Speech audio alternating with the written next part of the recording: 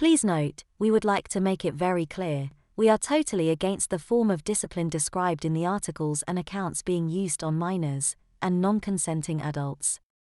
Although some of these accounts are fictional, and others may be an exaggerated reality, none of them are too far from the truth of what really happened back in those days.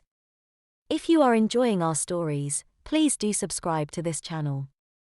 We will be posting many more stories as time goes by. Getting used to it. Did the deterrent value of corporal punishment wear off after you had been caned a couple of times? I was a nice boy who was never whacked and couldn't really imagine what it was like. I wonder if I'd been given a couple of strokes early on, I would have said, well, that hurt, but I survived, I shan't worry so much about getting into trouble from now on. Or would it have been more like OMG? That was 100 times worse than I thought. I'm never going to forget my homework again. Also, in the bad old days when the cane was quite common, did your bottom or your hand get physically used to it? I once met a lad who went to school in Scotland where the belt on the hand, just one stroke at a time, was almost a daily part of life, so he said. He definitely had a patch of hard skin on his left hand, which he said was from being belted so often. Was it possible to get callus on your bum? And if so, did they provide a kind of natural padding which made your next canings hurt less? Leather butt is a condition whereby the skin covering the buttocks having been exposed to regular spanking strengthens and toughens as the body better adapts to the activities it must endure. I've seen this mentioned on various sites devoted to BDSM play between consulting adults, and we can only hope that no school ever punished scholars often enough for the condition to develop. The perception and effects of corporal punishment presumably break down into the psychological and the physical. The physical elements would seem to start with being subjected to the immediate preliminaries such as assuming the punitive posture, but are mainly dictated by the actual pain of impacts and any residual pain afterward. The psychological elements are much more complex, I would think. They will start to accrue as soon as it is clear that being subjected to CP is a likely outcome and intensify as it becomes a certainty. They will encompass the entire pre-punishment process from accusation through investigation, the pronouncement of guilt, reprimands, and sentencing, and will continue to accrue through any weight to be dealt with. On the day they will not be confined to the punishment and its immediate preliminaries, but will include the weight to be called in, any further reprimands and such things as any disrobing imposed and doubts about whether one will be able to cope with the pain, as well as the actual assuming the position, getting whacked and residual post-whacking effects. It seems to me that as regards the physical effects, in theory at least for an identical punishment they would be identical time after time. If they are mitigated on second and subsequent repetitions, then some development of physical protective tolerance must be involved, whether it is leather butt or some other mechanism. However, I'd think it unlikely that the psychological effects of an identical punishment can possibly be the same on a second or subsequent occasion unless memory is lost. They surely must lessen each time. When you've had it once and survived, and you must have survived to be getting it a second or subsequent time, the genie is out of the bottle. You know what is going to happen and you know you can cope. It is never again going to be as bad as it was the first time, even if the physical effects are the same. I myself was a good little lad at school. My first and only real experience of SCP was a smacked leg at a very young age, and that had such a profound psychological effect on me that I essentially avoided any meaningful SCP for the rest of my school career. I cannot, therefore, support my above contention by reference to SCP. However, there are parallels that may serve just as well. And so it would have been, I suspect, if, like some of my secondary schoolmates, I'd got myself caned by the prefects on more than one occasion. The first, and as it transpired the only time that might have happened, was fairly early on in my career there. As already noted, at primary school getting my leg smacked in front of the class had been a traumatic experience.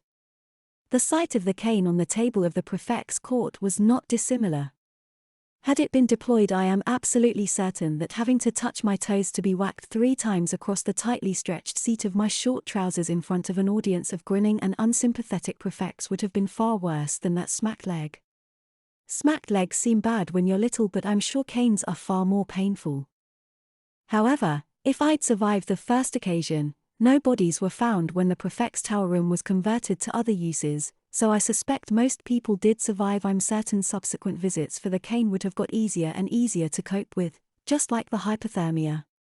I have heard credible stories of schools where CP was very regular and routine. For example, where you could get the slipper for poor marks on a test or bad homework, or where the PE teacher slippered the last person to finish getting changed, or the last person out of the swimming pool, or even the last person back from cross-country. If I had been at a school like that, I could easily have been slippered 3 or 4 times a week, once in French, which I was hopeless at, and 2 or 3 times in PE, where I always seemed to last at everything. I am sure that would have had some effect on my bottom by the end of the term. I am sure that would have been awful. I don't ever fantasize about being at a school like that. I did encounter a modicum of SCP, but I was so traumatized at primary school by being bent over in front of a mixed class by a female teacher and having the leg of my short trousers hauled aloft to reveal a quite inordinate amount of thigh which she then proceeded to spank very hard that I have never mentioned the incident to a soul since and certainly could never be induced to recount it here. At secondary school, I was an academically inclined lad, though like you I was hopeless at French. Likewise, the gym masters, who most certainly did whack extensively for 2 out of the 3 reasons you mention, we didn't have swimming then, although the school has since acquired a vast swimming pool. The gym masters and I had a very proper and professional mutual respect. I knew it was their job to get me struggling to climb ropes and wrestling with wall bars in the gym or going on cross-country runs, and they knew I wasn't going to. No, my bête noire at secondary school was the prefects, who did most of the caning that went on in the school. My knees certainly knocked with apprehension when early in my career there I found myself up before the prefect's court and saw the wicked-looking cane which lay on the court table as a symbol of their authority. I can unreservedly assure you that I definitely do not fantasize about having to bend over and present my bottom for 3 hard whacks of the cane from a miniskirted female prefect with a prefect's badge and edge-trimming colors on her blazer denoting a place on the school's top badminton team, a sport known to promote the wrist action conducive to really effective and painful caning.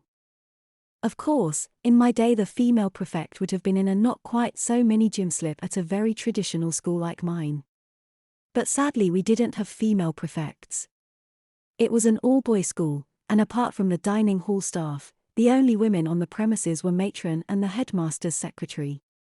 The school has recently gone co-ed, but they don't have prefects anymore. Far too authoritarian for modern tastes.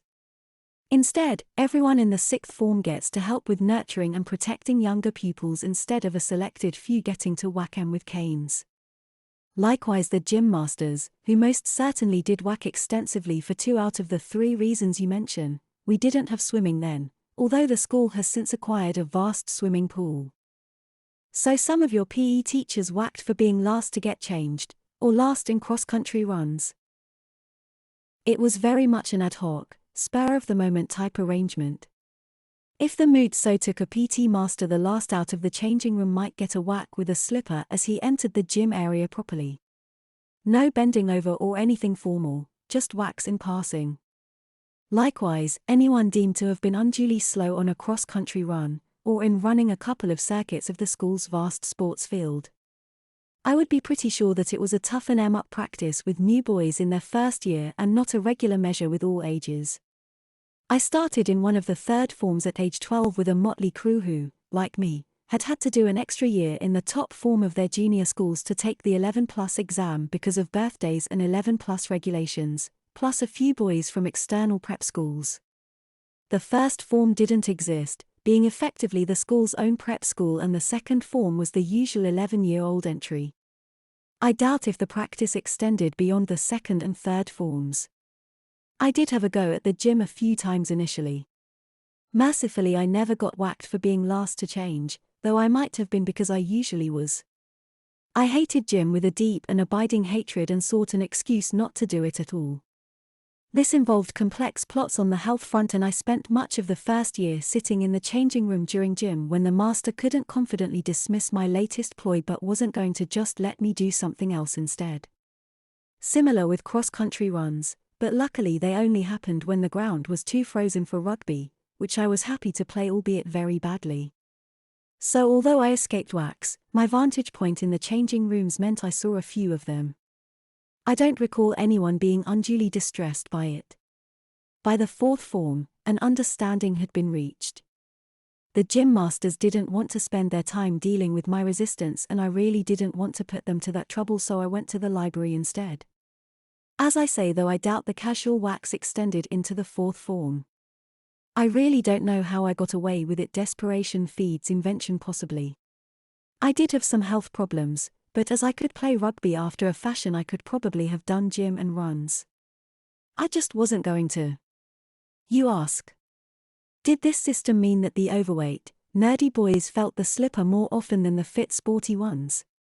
Well, this one didn't, but for others, there was probably a slightly greater risk.